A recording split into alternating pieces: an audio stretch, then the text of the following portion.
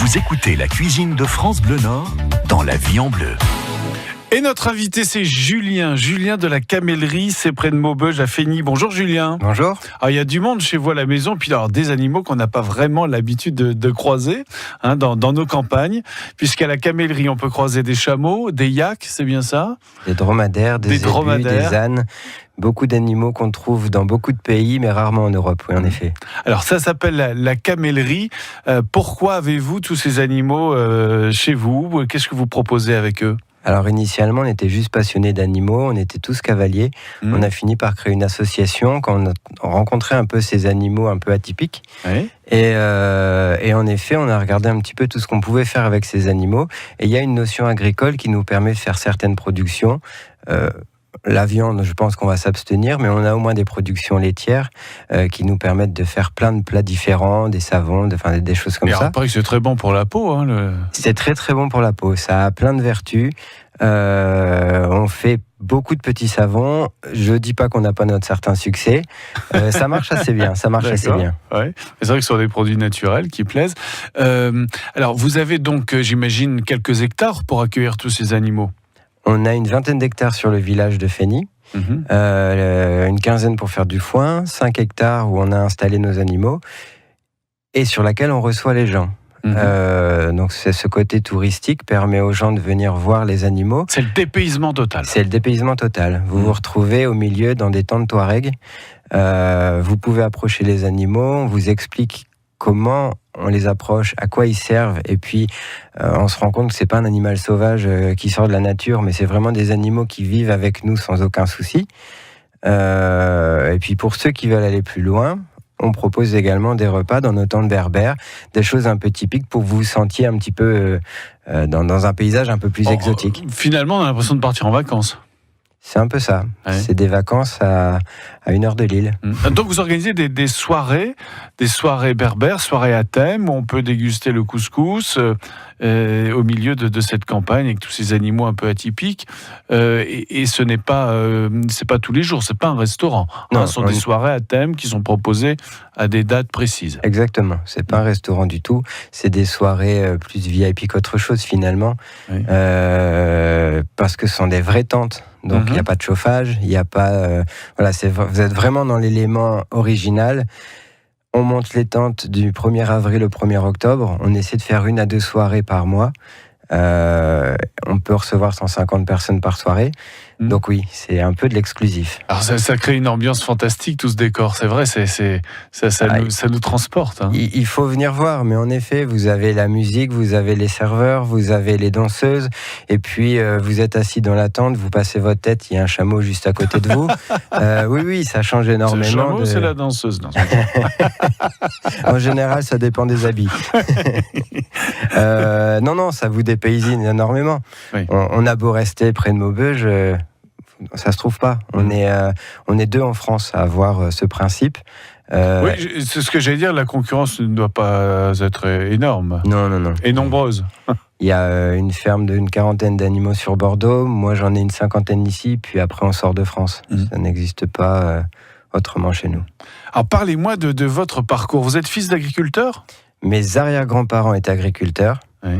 Moi, j'ai hérité d'une partie des terrains de mon grand-père puis de mes parents, sur lesquels on a remis des animaux qui, je pense, mon grand-père n'a jamais imaginé de son existence. Ah oui, là, si vous voyez, il se dirait, mais qu'est-ce qu'il est en train de faire, mon Julien, ouais, là ? Je pense qu'il me prendrait pour un fou. Non, donc, j'ai pas vraiment un parcours agricole. J'ai fait un bac scientifique, j'ai fait une prépa aux études commerciales.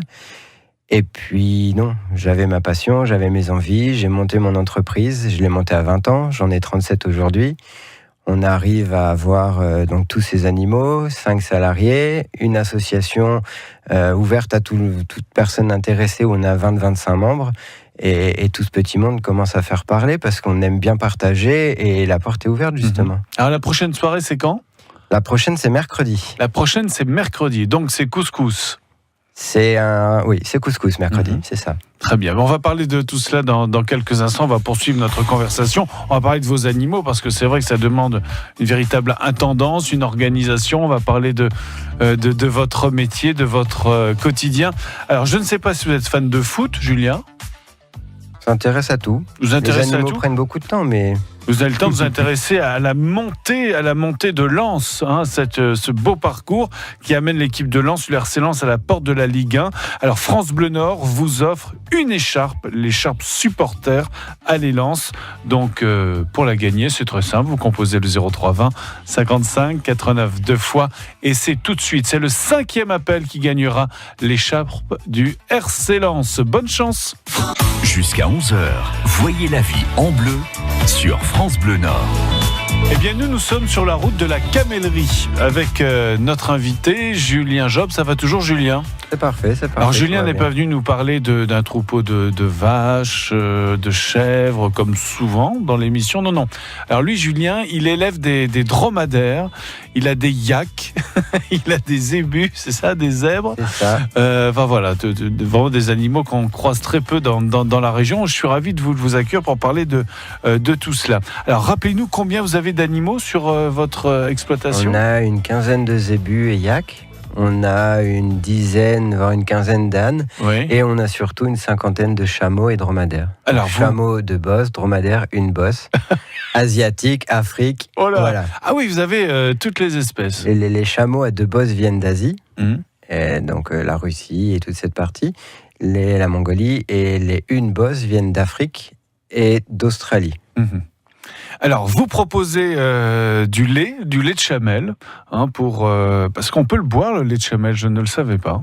Il est plein de vertus. Mais oui, alors j'étais en train de lire ça justement. Alors, ça renforce nos défenses immunitaires, ça soulage nos problèmes digestifs, c'est plein de calcium, ça soigne le diabète, ça donne une belle peau, enfin, c'est magique, quoi. C'est un produit magique. Oui, c'est un produit magique. Si vous allez en Afrique, ça s'appelle l'or blanc.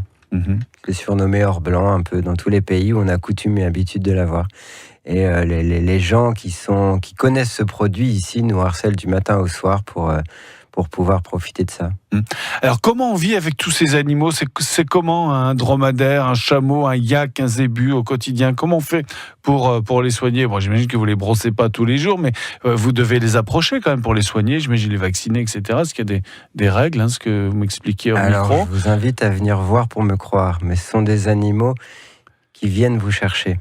Contrairement aux vaches, aux chevaux, vous pouvez avoir un contact, mais ce n'est pas l'animal qui le provoque. Comme ici, quoi, je vous garantis qu'on rentre dans une prairie, vous avez tous les animaux qui viendront vous dire bonjour un par un. Donc cette approche nous permet de faire plein de choses avec eux. Puisqu'on n'a rien à leur apprendre, ils savent faire, ils nous copient, ils ont de la mémoire. À nous mettre dans la bonne case. Mmh. Mais c'est assez simple à gérer. Un yak vient vers l'homme. Un yak, c'est curieux, oui. Après, c'est très lunatique, un yak. Donc, oui, c'est-à-dire quand parfois ils viennent vous voir, il ne faut pas rester les accueillir. Mais si on parle plus généralement des caméidés, oui, c'est des animaux qui viennent au contact. On a d'ailleurs toute la partie de camélothérapie qui est assez connue et réputée pour toutes les personnes autistes et des choses comme ça, des gens qui ont des soucis. On reçoit régulièrement des groupes comme ça, les gens partent ravis parce que les animaux sont curieux et viennent voir.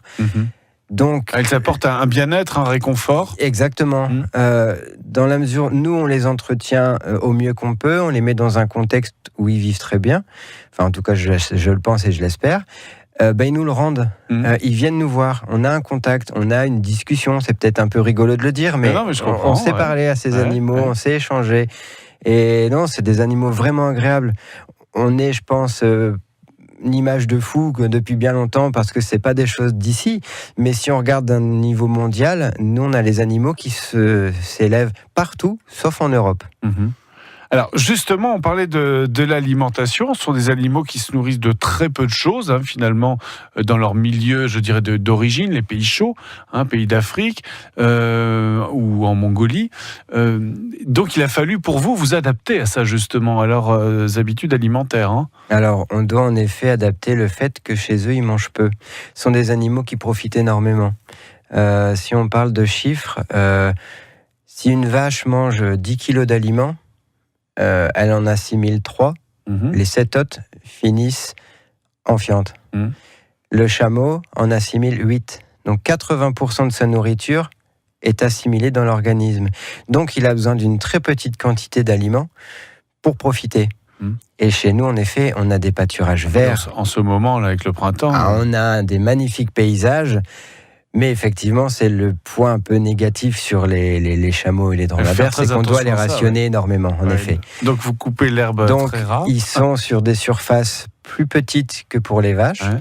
L'herbe leur sert de petit plus, en fait, la petite friandise. Ouais. Et derrière, ils sont nourris au foin, à la paille, à volonté. Et là, on a un équilibre qui leur convient parfaitement.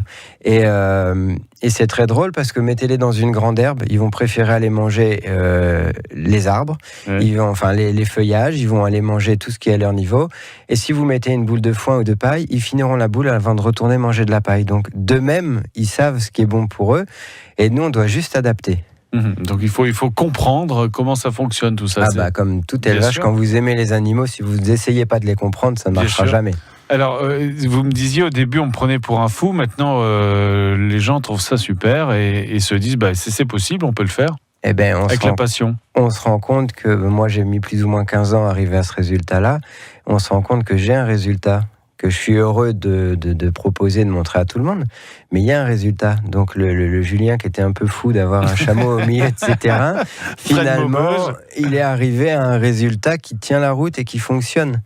En termes de mondialisation, évidemment, hors Europe, il y a des programmes pour relancer les chameaux, les dromadaires, parce que ça s'adapte à beaucoup plus de terrain que les vaches.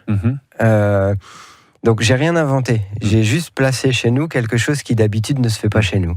Alors, on rappelle qu'il y a des soirées à thème chez vous, Julien, c'est important. Ça. La prochaine a lieu ce mercredi. Ce mercredi, donc ambiance berbère, couscous, on passe une belle soirée avec les chameaux, des chameaux, des danseuses,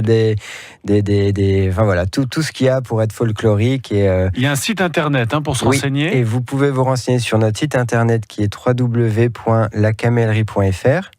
Et c'est sur le même site sur lequel vous pouvez aller vous enregistrer si vous souhaitez, si vous allez dans la rubrique des événements. On est assez sollicité. Si certaines personnes sont intéressées, ne traînez pas. J'imagine, parce qu'on aime le dépaysement et puis c'est le genre de soirée qu'on ne vit pas souvent. C'est exactement ça. C'est vrai, dans la région, c'est quand même assez exceptionnel. C'est assez exceptionnel. Rappelons, vous travaillez également avec la télé, souvent Christophe de Chavannes. L'émission d'M6, L'amour est dans le pré, est venue chez vous tourner quelques séquences. On a filmé fin avril pour ces émissions. J'ai un projet avec Christophe de Chavannes qui sera sur les télés au mois de septembre-octobre. D'accord. L'amour est dans le pré également. Et puis on peut faire appel à vous pour des soirées à thème, des événements. Là, on s'adresse aux entreprises, pour des mariages, Exactement. etc. On a déjà quelques demandes, mais on peut recevoir effectivement des journées entreprises, des journées thématisées, médiatiques, des anniversaires. Enfin voilà, on a une salle des fêtes grandeur nature. Est-ce qu'on peut venir visiter votre site ? Et sur rendez-vous, vous pouvez venir visiter, en effet. Donc il y a plein d'activités, c'est super. Il y a plein d'activités et on s'adaptera à ce que vous avez envie de connaître. Très bien, merci beaucoup Julien. J'étais ravi de vous accueillir. Vous êtes à Fény, près de Maubeuge, ça s'appelle la Camellerie. Allez-y, c'est impressionnant. Au revoir. On cuisine ensemble dans La Vie en Bleu avec Saveur en Or.